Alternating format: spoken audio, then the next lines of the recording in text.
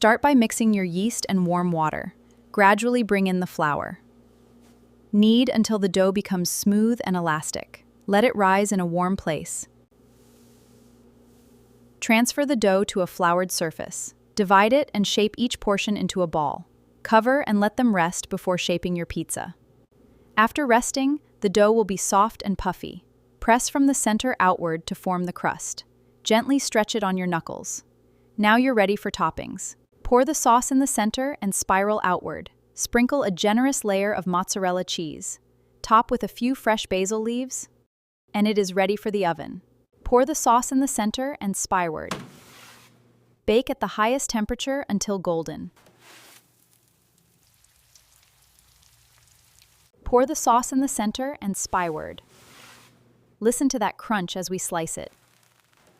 Perfect Neapolitan pizza at home.